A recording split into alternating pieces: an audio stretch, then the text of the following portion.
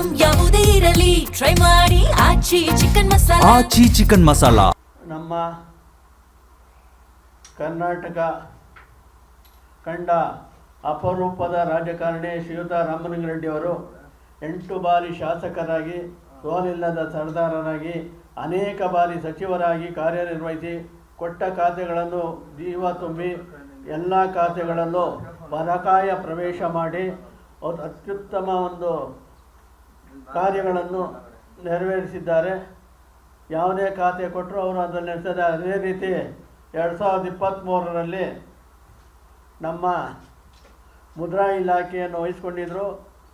ಆಗ 1947ನೇ ಇಸವಿಯಿಂದ 2023ರವರೆಗೂ ಎಷ್ಟೋ ಸರ್ಕಾರಗಳು ಬಂದವು, ಎಷ್ಟೋ ಮಂತ್ರಿಗಳು ಮುದ್ರಾ ಮಂತ್ರಿಗಳಾದರು. ಆದರೂ ಯಾರೂ ಮಾಡತಕ್ಕಂಥ ಅನೇಕ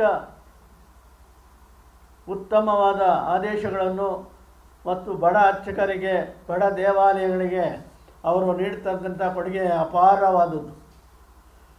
ಶ್ರೀಯುತರು ಎ ಮತ್ತು ಬಿ ವರ್ಗ, ಸಿ ವರ್ಗದ ಅರ್ಚಕರಿಗೆ ಬಹಳ ಅನುಕೂಲಗಳನ್ನು ಮಾಡಿಕೊಟ್ಟಿದ್ದಾರೆ.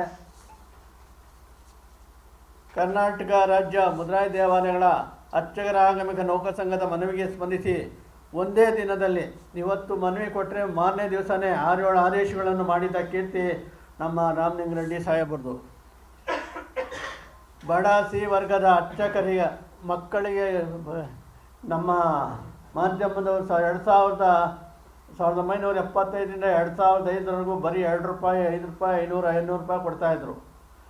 ನಾವು 2005ರಲ್ಲಿ ಹೋರಾಟ ಮಾಡಿದಾಗ ಅಂದಿನ ಮುಖ್ಯಮಂತ್ರಿಗಳು, ಉಪಮುಖ್ಯಮಂತ್ರಿಗಳು 6,000 ಮಾಡಿದ್ರು. ಅದನ್ನು ಕಂಟಿನ್ಯೂ ಮಾಡಿಕೊಂಡು ಇವತ್ತು 72,000 ಆಗಿದೆ.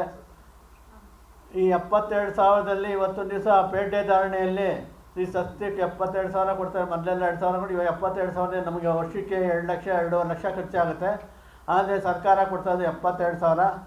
ಅದರಿಂದ ಈ ಒಂದು ಇದರಲ್ಲಿ ನಮ್ಮ ಕೇಳ್ಕೊಂಡ್ವಿ, ಈ ಥರ ಎಲ್ಲ ಬಡ ಅರ್ಚಕರ ಮಕ್ಕಳು ಓದೋದಕ್ಕೆ ಆಗಲ್ಲ, ಮತ್ತು ಅವರು ವಿದ್ಯಾಭ್ಯಾಸಕ್ಕೆ, ಮನೆಗೆ ಎಲ್ಲ ತೊಂದರೆ ಆಗುತ್ತೆ ಅಂತೆಲ್ಲ ಕೇಳಿದಾಗ ಅವರು ಅರ್ಚಕರ, ಸಿ ವರ್ಗದ ಬಡ ಅರ್ಚಕರ ಮಕ್ಕಳಿಗೆ 7,000ದಿಂದ 1 ಲಕ್ಷದವರೆಗೂ ವಿದ್ಯಾದಾನವನ್ನು ಕೊಟ್ಟಿರ್ತಾರೆ.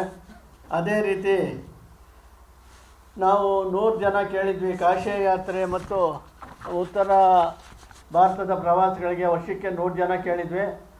ನಮ್ಮ ರಾಮಲಿಂಗಾರೆಡ್ಡಿ ಸಾಹೇಬರು ಒಂದು ವರ್ಷಕ್ಕೆ 1,200 ಜನ ಪ್ಲಸ್ ಅವ್ರ ಕುಟುಂಬದವರೊಬ್ಬರು 2,400 ಜನನ ಕಳಿಸೋದಕ್ಕೆ ಒಂದು ವ್ಯವಸ್ಥೆ ಮಾಡಿದ್ದಾರೆ. ಅದು ಬಹಳ ಬಡ ಅರ್ಚಕರು ದುಡ್ಡುಗಳು ಖರ್ಚು ಮಾಡಿಕೊಂಡು ದೊಡ್ಡ ಕಾಶಿ ಯಾತ್ರೆ, ರಾಮೇಶ್ವರ ಯಾತ್ರೆ ಆಗ್ತಾ ಇರಲಿಲ್ಲ, ಅವರು ಮಾಡಿದ್ದಾರೆ. ಅಂಥ ಒಂದು